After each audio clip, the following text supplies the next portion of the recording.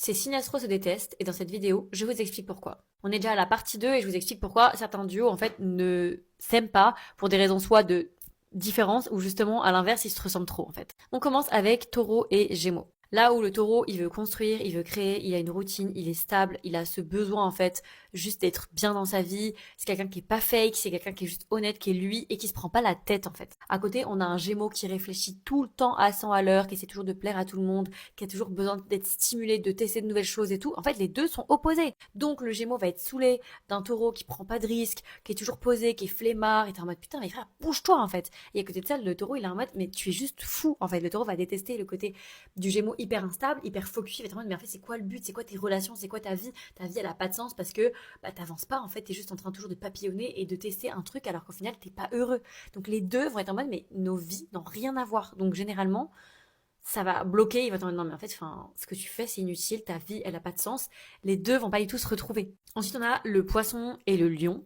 Les deux vont pas forcément s'apprécier parce qu'ils vont pas se comprendre au premier abord. Le poisson, il va directement trouver l'aspect du lion trop superficiel. Quelqu'un qui aime trop, ça, enfin, plaire à tout le monde, qui veut trop être sur le devant de la scène, voilà, qui aime se faire remarquer, etc. Et lui, le lion, va trouver que le poisson est trop gnangnan, trop posé, trop dans son monde, trop dans sa bulle, que en fait, on a du mal à le comprendre parce que bah, il est spécial en fait. Au final, les deux, faut qu'ils apprennent à creuser pour bien s'aimer, mais au départ, généralement, ça matche pas, ça s'entend pas, le lion et le poisson, parce que leur différence est trop grande au premier abord.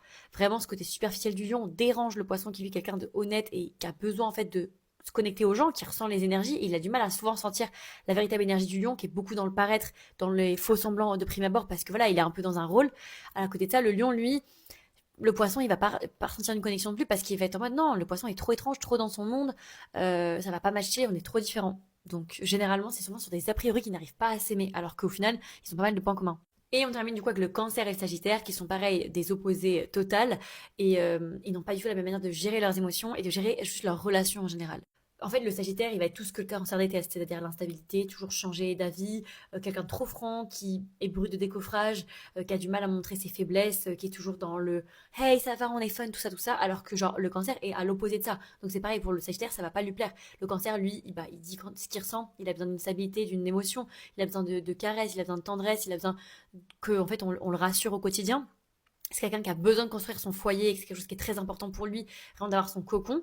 Donc en fait, les deux n'ont pas du tout la même manière d'être en général. Genre toute leur vie, toute leur personnalité est totalement opposée. Donc évidemment que les deux vont pas du tout se connecter et vont avoir du mal l'un et l'autre à se comprendre et à même devenir potes au départ parce qu'il y a trop de différences. Genre c'est pas les mêmes en fait. Donc des a priori évidemment des deux côtés, ce qui fait que bah, ça crée une animosité dès le départ. Est-ce que vous êtes d'accord avec ce que j'ai dit ou pas?